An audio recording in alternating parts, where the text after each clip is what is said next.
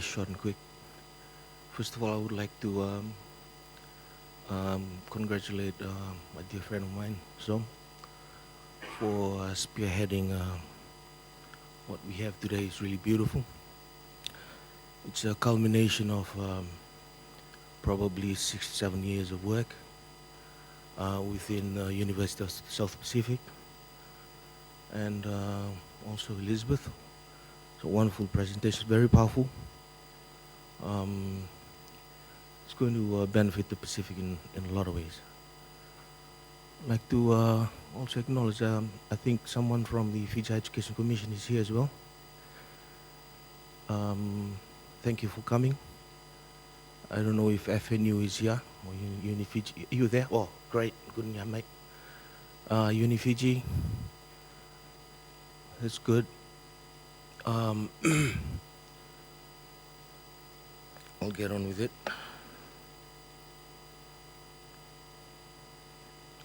This is what I will be presenting on today. I also thank you for inviting me again this year. It's given me some time to come away from my computer. What happens when you spend too much time in the digital world, you find it difficult to come and speak in public because most of your thoughts are your words. So what is PACFOLD? Let's quickly define what PACFOLD is, who we are. It's a new regional center. It's a virtual center hosted by the University of South Pacific.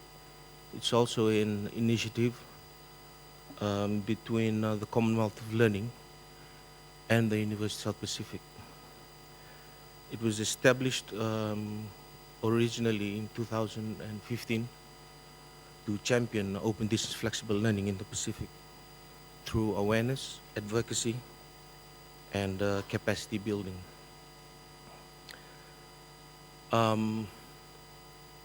Just quickly on our theory, we have a theory of change. We have a couple of models that we have put up to last us until 2021 to drive our objectives and also to achieve our annual outcomes.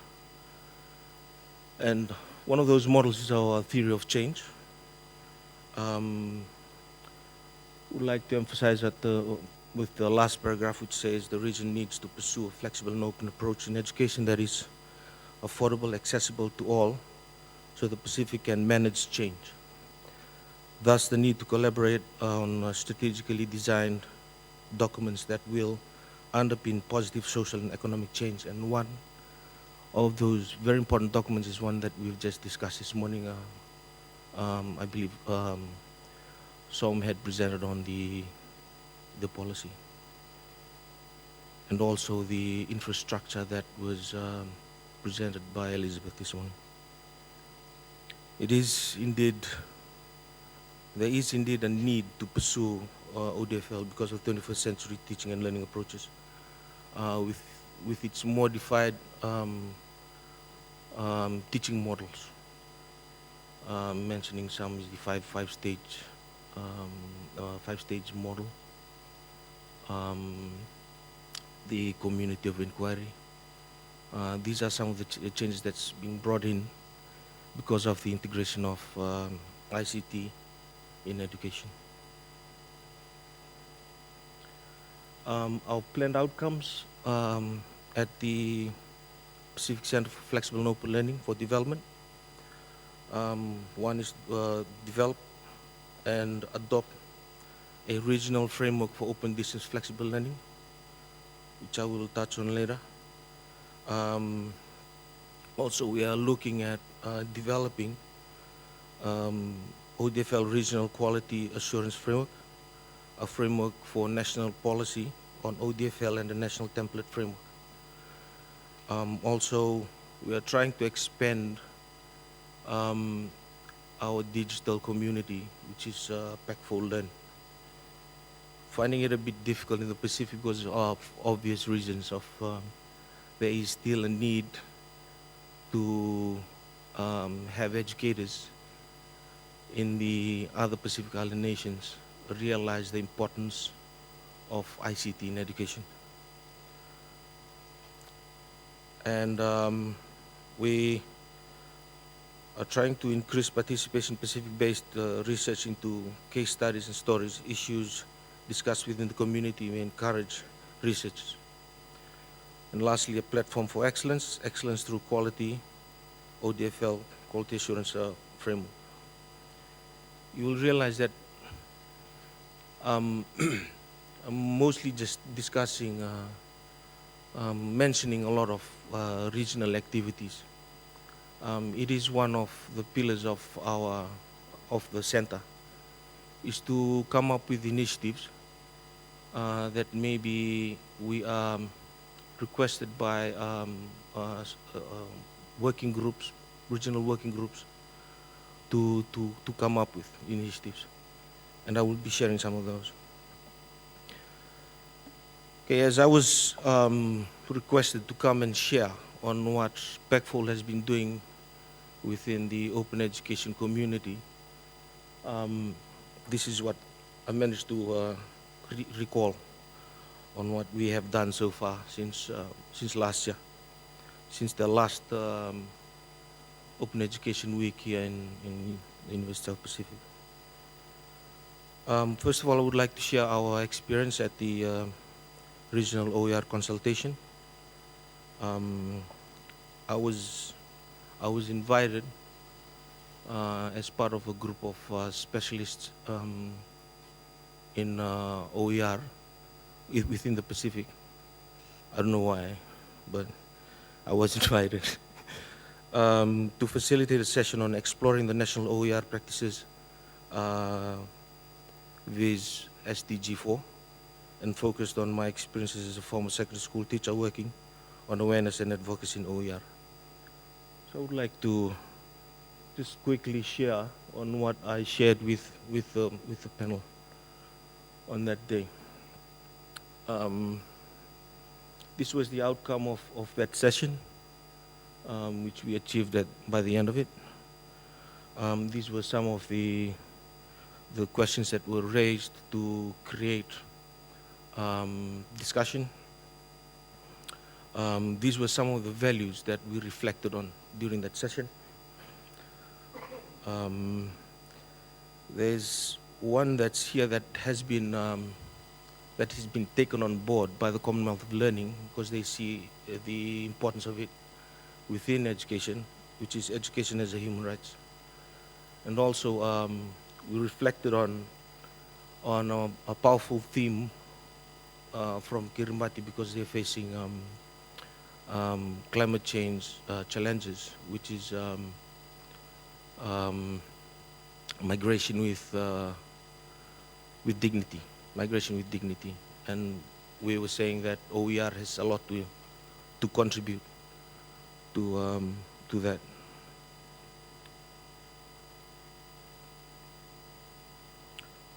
Also, I shared the experience that we had with through the Fiji Education Commission. Fiji was able to come up with its own national policy, which was in 2016. Since I left, I have no idea where it is now, but it's supposed to be with the government Ministry of Education Policies Department. I hope they're still working on improving that and aligning it with policies like the one here at the University of South Pacific. And also hoping that the Fiji National University and UniFiji will also do the same, come up with their own policies and align it to the University of South Pacific, which is the regional university. This is what they had requested that we share with the group, how Fiji went through creating our own policy. These were some steps that we took. It was quite a fight, I tell you. Probably 2 years of advocacy and awareness. Finally got our public consultation and the policy came out, and then we have the implementation. These were some of the suggested discussion pointers. One is, how do we see our government addressing values of OER through SDG 4? What are examples of good practices? What are some effective initiatives? what can tertiary institutions contribute to national direction, inclusivity of formal and non-formal sectors, recommendation of government actions.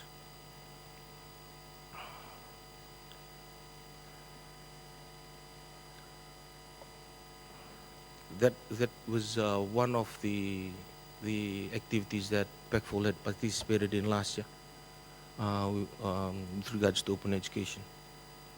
Now, the purpose of that regional consultation was to gather information that was to be taken to the next Congress, which is the World OER Congress, held in Slovenia. I was also fortunate to be invited by UNESCO to attend last year, and there was one character of I believe, could be wrong, but I call it that, of OER, that is very important, that should never be not shared, is equitability.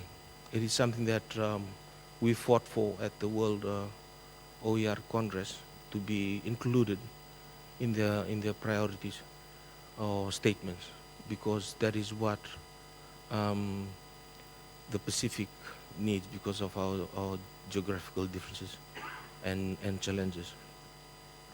So I'll quickly just share on what happened at the World OER Congress. Out of the World OER Congress, in alignment with the regional consultation, we finally came out with a regional OER action plan. Would like to share that action plan with you all as well. The action plan comes out. Oh, there you go. I'll just shift it across. There it is. The action plan will later this year, hopefully, if the FEDMM approves of the ODFL framework, will become an annex to the ODFL framework, and become one of the first outcome projects of the Open Distance Flexible Learning framework for the Pacific. So it's quite a very interesting document that has come out of two. One was a regional consultation. The other one was a World Congress. So it's, how I've written it is, it's divided into two, where the first bit is how the outcome of the regional consultation aligns well with the World Congress outcomes. So during these are the participants that were present during the regional OER consultation. We had the Minister for Education, Kirimbati, and during this consultation, we chose him to become to champion OER during the World Congress. And we had the permanent secretaries from Kirimbati as well, where the chair of Qual, Board of Governors.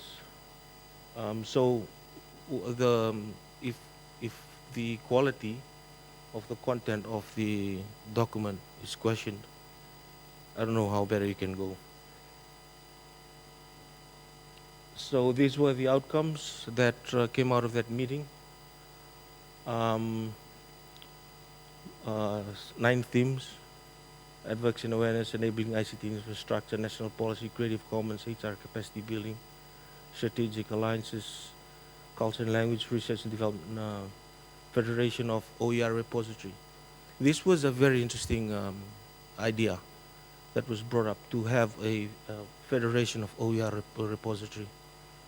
Have a repository that enables anyone in the world, or in the Pacific, in the region for that matter, to access repositories from anywhere within the Pacific from one area. So out of that, we came up with this Pacific OER pathway matrix, and this was presented at. This was not presented, but it was made known during one of those side meetings at the World Congress.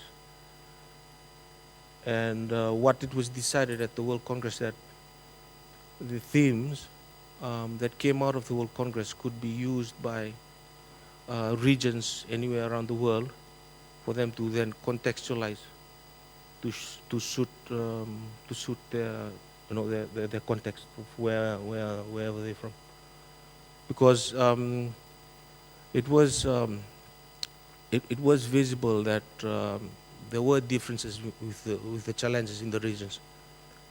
The the African continent and the Pacific and India and the Arab countries are doing very well with OER, especially their infrastructure. Yeah, the differences the major differences is accessibility, not just creating equal access, but equitable access. So that's one of the thematic areas is capacity of users to access, reuse, and share OER. Languages and cultural issues. For this, one of the chairman for UNESCO in Slovenia, he has come up with artificially intelligent program that takes any language and turns that into whatever language you want it to read in. Like, for the Fijian language, to be translated into English, Chinese, whatever. So we had a talk about them bringing that over to the University of South Pacific and letting us have a go at it. I'm still waiting for him to respond. So I hope there is an existing program instead. Third one is ensuring inclusive and equitable access to quality open education resources. Changing business models. I think this came up with a recognition of Macintosh presentation here last year, if you can remember that. He's bringing in business models using OER, and this has it has components of that in this. Development of supportive policy environments. I think that's about it. And we've put in a statement right at the bottom. The Pacific will gain a lot from adopting OER after successfully developing the Pacific ODFL framework. And we have raised our hands to be tasked to develop a regional OER framework and a regional Creative Commons framework. This has come about through brief discussion with Creative Commons New Zealand. It was way back, I think in September last year. So we've yet to revisit that. Okay. Get rid of that.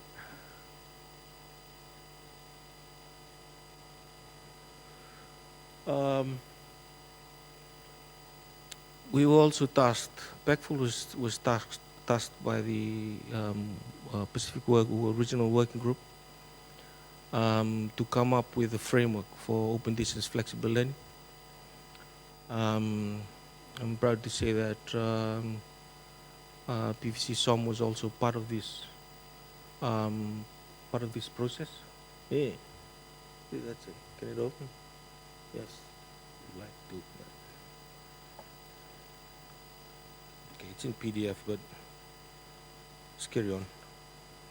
Yeah, the framework is designed to be a direction for all for any of our island nation who would like to set up infrastructure and there has been a lot of communication on moving towards that direction, but they don't know where to start from, where to begin. Um, is it possible to open this? I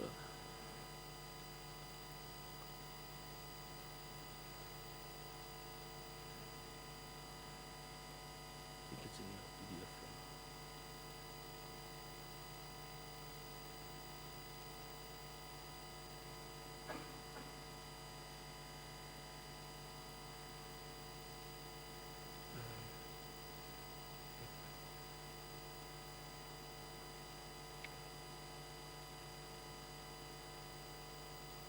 I'll just quickly breeze through that. That's fine. Thanks.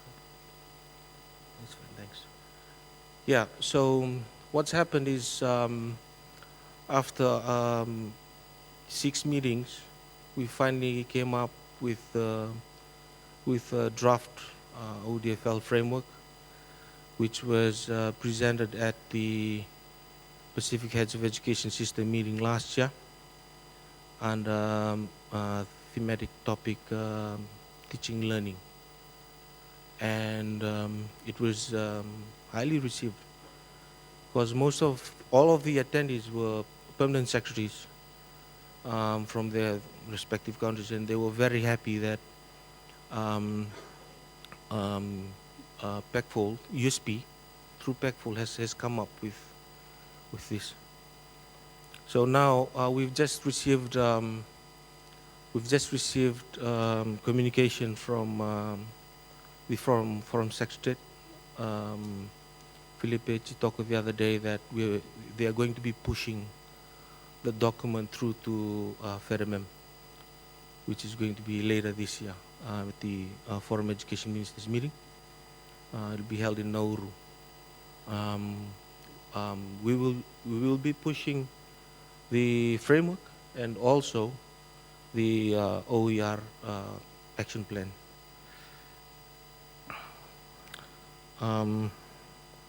Lastly, on one of our activities, last year was also the Pacific Flexible Skills Development free online course.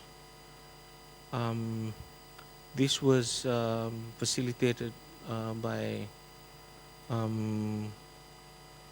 Bibia and his team. He did a very good job. Unfortunately, we had lost a lot of our participants because of a time lapse in waiting to get it running because of some minor details between call and PACFOLD. But we did go through with that. The numbers that completed was better than last year, but it was not as we had expected, but it was better than last year. So these were the activities that we involved ourselves in last year within the open education community. Okay, now nearly finished. Planned activities. These are our planned activities this year. This is what's been keeping me in my room most of the time, which is why I'm happy to be here this morning. During the focal point meeting, Pacific meeting this year, February, it was discussed that there is to be a human resource capacity building workshop for the Pacific for training of trainers in ICT in education. And I was to start work on developing and designing this workshop. So this is what we are going to be taking up most of our time, our time this year, is delivering this to initially four countries. What will be Oh, good. I can open up the program. I just want to share the program with you. So, just to let you know what we will be doing. We will be beginning with Tonga because Tonga has really requested that we start there. Um, Ricky from Call will be coming. We'll be going to Tonga through Fiji, bringing 250 Aptus devices, and also tablets to help Tonga education with getting their students educated while because of the cyclone and stuff. So we've decided to have 4 days of workshop. Day one we will be looking at ICT in education, focusing on technology-enabled learning. Day two will be on Aptus, dedicated to Aptus, what Aptus is and how it works, and we're trying to filter down the information so it doesn't get too technical. Get it, for them to easily get through what we're trying to tell them and how it works and how they can work with the device themselves. Then we'll be talking to them about Moodle, how to work Moodle, how to basically create a Moodle lesson. And then on the fourth day, it will be on open educational resources. So we have Samoa after Tonga, and then we have Kiribati after Samoa, and then we have Solomons after Kiribati. Those will be our first 4 initial countries we'll be visiting. Yeah, and the other thing is just our anticipation to take the next level with the Pacific OTFL framework to the Foreign Education Ministers meeting.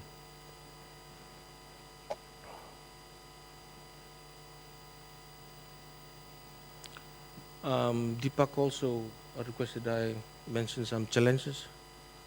There's so many. The biggest one, which I hate mentioning, is money.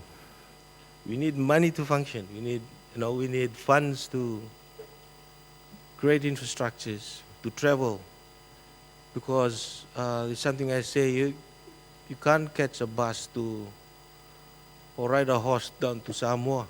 It's either a plane, a boat, or you swim. And that takes a lot.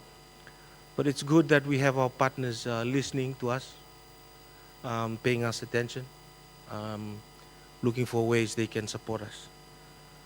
But I would like to just share this morning, challenges create part of our direction.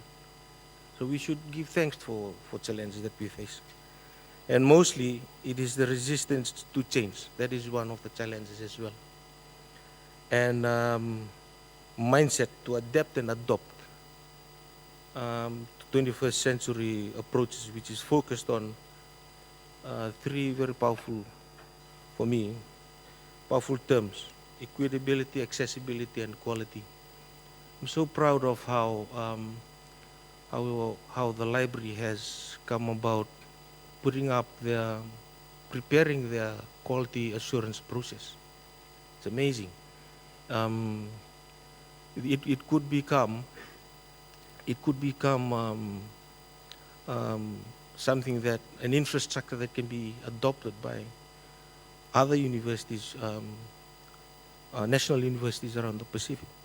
It's pretty good that they've come up with that. And quality is very important. Quality is very important. There's a story about equitability. Trying to drive the point with the difference that we Pacific Islanders see equitability and equality. It's a big difference for us. It's a big difference. Because equality is access. We can all access it. Okay? But equity is quality access. Yeah? So, trying to get my point across, I told them it's like three kids going to watch a rugby game. There's only one of them who can comfortably stand there looking over the fence. These other two kids, one is barely, okay, and the other one cannot get his head over. So the platform is uneven. To create equity in that situation, they will need to create a platform where they can all stand on and access what they're trying to access, which is comfortably stand there and watch the game. If we can get these points across to our other Pacific Islands, in our context, in our language, in the way we think, in the way we perceive things, it would be very powerful. Yeah, which I also think which should be the motivation for, these three should be the motivation for more human resource capacity building with active awareness and advocacy activity at all levels. Thank you.